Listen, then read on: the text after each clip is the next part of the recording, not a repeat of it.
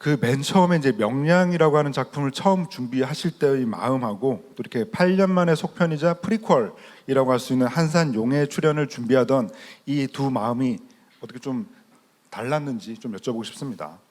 그게 어떤 일련의 계획 아래 진행됐던 프로젝트들이기 때문에 마음의 어떤 것은 뭐 다르지 않았던 것 같고, 그리고 이 프로젝트가 무사히 잘 순항하고, 그리고 시간은 좀 걸리겠지만 이것이 어떤 결과물을 가져올지에 대한 뭐 그런 생각들은 있었던 것 같아요. 그러니까 어떻게 보면 이순신 3부작에서 시작했던 게 아니라 역사 3부작에서 시작했던 프로젝트였고, 그리고 그 역사 3부작은 가장 우리 손조들의 그 고난의 시기, 고난의 시대를 한번 다뤄보자라는 입장에서 시작을 했던 것인데, 이제 이순신에 와서 보니까 이순신이 이제 하나의 프로젝트로 끝날 게 아니다 이런 생각을 했고, 그게 이제 3부작으로 이어지고 있고, 그게 또 이제 하나의 또 드라마로 또 하나 이제 좀 완성되는, 이제 거기까지가 어떻게 보면은 이순신 유니버스의 완성이라고 볼 수 있겠네요. 네. 그 이순신 장군님은 1545년생이시잖아요. 그러다 보니까 이제 한산 시간순으로 한산, 명량, 노량으로 이어지는 이 시기가 그 이순신 장군님의 그 40대 후반부터 50대 초반을 그리고 있는 이 3부작이라고 할 수 있겠는데, 이처럼 이 시기에 이순신이 중요하다고 보셨던 이유, 그리고 또 창작자로서 사실은 어떤 인물을 극화하는 데 있어 가지고는 어쨌건 창작자로서 할 얘기가 많은 시기를 조금 다뤄야 된다라는 생각이 드는데요. 왜 이 시기가 중요하다고 보셨는지 그것도 좀 여쭤보고 싶습니다. 지금 한산 해전을 통해서 초기 임신전 초기의 이야기를 좀 드렸고, 그다음 명량은 또 누가 봐도 불가항력적인 그런 역전승의 개념들이 너무 강했고, 그다음 노량은 또 노량의 가장 마지막 그러니까 임진왜란의 종결적인 전투기도 했고, 가장 많은 사상자가 났던 임진왜란 7년 동안에, 그리고 또 거기서 이제 당신이 이순신 장군 당신이 돌아가셨고, 뭐 이런 일련의 해전들의 어떤 특징들이 있죠. 그래서 그런 것들을 우리가 알므로써 기존의, 그러니까 뭐라고 표현할까요? 굉장히 수세적인 역사관 내지는 굉장히 좀 당해온 역사관을 좀 이순신 3부작을 통해서 많이 인식이 좀 전환됐으면 좋겠다. 특히 노량해전 3부 같은 노량해전은 도망가는 적들을 끝까지 붙들고 놓아주지 않고 결국에는 엄청난 사상자가 난 해전으로 이제 비화되면서까지도 그들을 끝까지 공략하고자 했던 이순신 장군의 그 굉장히 어떻게 보면은 무인으로서의 결정판이자, 그 다음에 또 후세에 던져주는 어떤 화두의 결정판이 그 노량해전이라고 할 수 있는데, 완전한 종결, 그러니까 뭐 도망가는 적들을 뭐 나중에 다시 못 오게 위해서 후손들에게 그런 걸 남겨주기 위해서 싸웠다, 그것도 맞지만 더욱더 중요한 화두는 이 전쟁을 어떻게 끝내야 하는가 라는 부분에 대한 이순신 장군의 매우 중요한 화두가 나는 있었다고 생각합니다. 그러니까 이러한 어떤 해전들을 보면서 우리가 역사를 배우는, 그리고 역사에 대해서 부지불식간에 가지고 있었던 굉장히 수세적이고 그리고 뭔가 피해적인 그런 어떤 좀 그런, 내지는 또 심지어는 자학적인 그런 어떤 역사적 인식을 좀 많이 극복했으면 좋겠어요. 그리고 이제는 이순신이 보여주는 그러한 3대전을 통해서 좀 더 적극적이고 그리고 좀 더 긍정적인 그런 어떤 역사 인식을 가질 때가 됐다. 뭐 그런 생각에서 3부작을 준비했던 것 같습니다. 그렇게 이제 서로 다른 세 배우가 이순신 장군을 굉장히 입체적이고 좀 풍부하게 만들었다는 생각이 드는데요. 이런 식으로 이렇게 서로 다른 캐스팅으로 가야겠다라고 하는 그런 발상을 또 어떻게 하셨는지도 궁금합니다. 사실은 최민식 배우님과 그리고 이제 명량을 이야기할 때 나머지 작품들도 이야기를 나누긴 했는데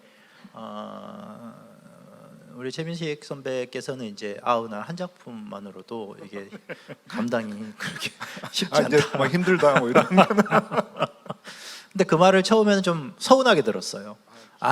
또 한 작품만 하고 또 뭔가 또 아 이거 서운한데 이렇게 생각을 했는데 나도 이제 좀 이렇게 가만히 생각을 해보니까 아 그럴 수 있겠다 진심으로. 그래서 어쩌면 그러면 그 해전의 특징들이 너무 명확하므로 그 해전의 특징에 맞게끔 배우들을 캐스팅하는 게 더 맞겠다. 그리고 어쩌면 이게 실존 인물이었던 이순신 장군을 다루기 때문에 그게 가능할 수 있겠다라고 생각을 했습니다. 이게 가상의 어떤 인물인데 속편의 주인공이 계속 바뀐다면 그건 좀 이상할 것 같지만 이거는 오히려 역사 속에 실존했던 인물이시고 그리고 그 인물의 정수를 내지는 본질을 좀 잘 다룰 수 있는 그런 배우님들이라면 이거는 어쩌면 더 좋은 선택일 수 있겠다. 특히 뭐 6년 전 이야기였던 한산 같은 경우는 좀 더 젊은 이순신의 느낌으로 가면 좋겠고, 그리고 또 노량 같은 경우는 좀 더 이제 용정과 지장의 모습을 같이 갖춘 속칭 이제 제가 말하는 현장의 모습으로 좀 더 이런 것들을 표현하는, 그래서 무인의 느낌도 있고 좀 더 뭔가 선비의 느낌도 또 같이 갖춘. 그러니까 딱 세 명의 배우가 바로 이제 최민식, 박해일 그리고 김윤석이라는 카드가 떠올랐고 다행히 그분들이 다 잘 응해 주셨고 그래서 이제 작품을 찍게 됐던 것 같습니다. 네. 사실 그 인간이란 게 좀 완벽한 인간은 또 없다 보니까 우리가 흔히 정말 그 성웅이라고 부르는 이제 이순신이라고 하는 인물의 어떤 좀 뭐라 그럴까 좀 찌질한 모습 혹은 나약한 모습 이런 것들도 혹시 보신 게 있으신지 그런 것들도 조금 여쭤보는 질문이 있었습니다.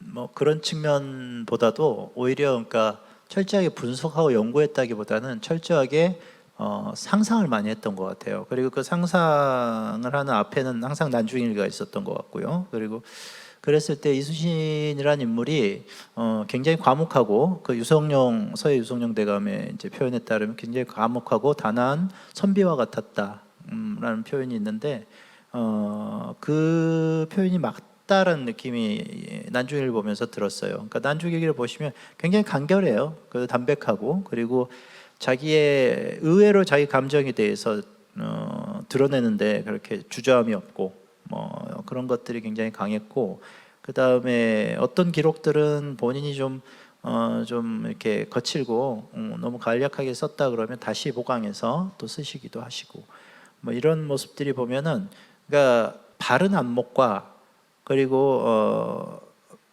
몸에 밴 성실함과 그리고 굉장히 타고난 집중력이 있었던 분이다. 이제 그런 생각이 듭니다. 네. 고증을 철저히 하는 것과 그리고 창작자로서 상상력을 발휘하는 것 사이에 어떤 균형감 같은 것들을 어떻게 찾아야 하는지에 대한 질문들이 상당히 많았습니다. 네. 네, 그것도 굉장히 좋은 질문인데요. 상상력의 발휘라는 표현보다 해석력의 발휘라는 표현이 더 저는 더 쓰고 싶은 표현이고, 그러니까 고증은 기본의 어떤 토대가 돼야 되지만 전제가 돼야 되지만 그거를 이제 어떻게 통찰하고 해석하는가의 문제가 매우 중요하다고 봅니다.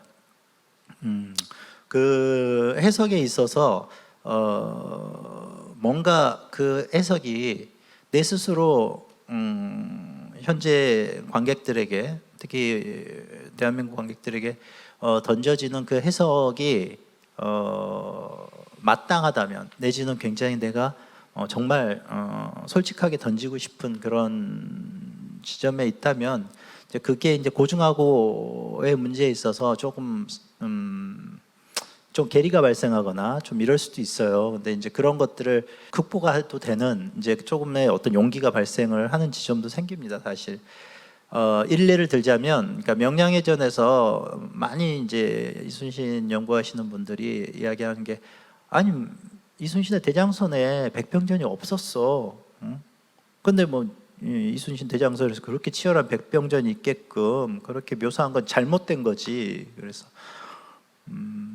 맞습니다. 이제 이순신 장군의 두 번의 명량해전에 대한 스스로의 기록에 따르면 이순신 장군의 대장선에는 그 백병전이 없었습니다.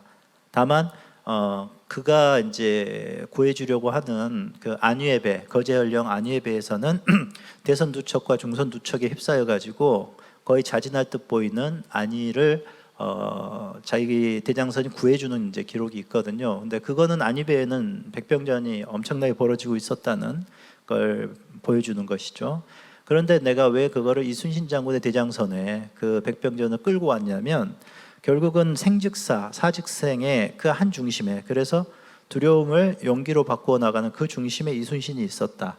그리고 그 이순신의 그러한 지점을 좀 더 가시적으로 보여주기 위해서는 이순신의 대장선에서 백병전이 벌어지게끔 하는 게 맞다라는 생각을 했죠. 그러니까 제가 보여주는 그 주제적 맥락에, 그러니까 이순신의 그 생사관이었던 사즉생의 생각이 백병전으로 치열하게 보여줌으로써 관객들에게 좀 더 극적으로 다가온다면 그게 더 맞겠다라고 생각을 해서 과감하게 이제 그런 선택을 한 것이죠. 예, 이런 것처럼 그 해석과 주제적 맥락에서, 그리고 내가 던져주고 싶은 어떤 맥락에서의 해석이 이제 역사적인 고증과 이제 뭐 상충한다기보다는 그것들을 좀 더 좀 유연하게 가져가는 부분들은 또 필요한 것 같습니다. 예. 네, 오늘 이렇게 그 김한민 감독님과의 그 대담을 진행을 했는데요. 그 명량에서 그 마지막에 이제 이순신 장군께서 그 명량 해전의 승리에 대해서 그 천행이었다, 하늘이 내긴 큰 복이었다라고 얘기를 하시는 장면이 되게 인상 깊었는데, 사실 이제 명량으로 시작해서 이제 3부작을 지나 그리고 이제 드라마로 만들어질 이순신에 이르기까지 어쩌면 김한민 감독님도 이 모든 과정에 대해서 천행이라고 하시지 않을까라는 생각이 들기도 하는데요. 아무튼 오늘 이렇게 그 수많은 교육생들 앞에서 정말 재밌고 흥미로운 얘기 들려주신 김한민 감독님을 보내면서 큰 박수 드리도록 하겠습니다. 감사합니다. 감사합니다.